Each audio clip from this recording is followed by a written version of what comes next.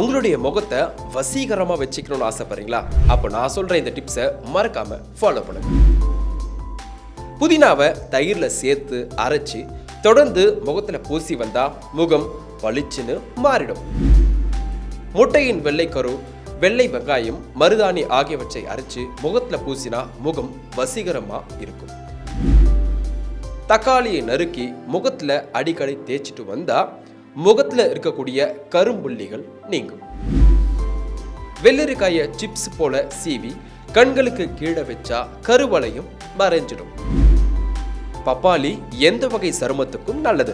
நம்முடைய சருமத்தின் மீது படிந்திருக்கும் இறந்து போன செல்களை நீக்கி சருமத்தை மேலும் மென்மையாக்க பப்பாளி பயன்படுது. பப்பாளியை ஒரு சிறந்த ஃபேஸ் பேக்காகவும் நாம பயன்படுத்தலாம்.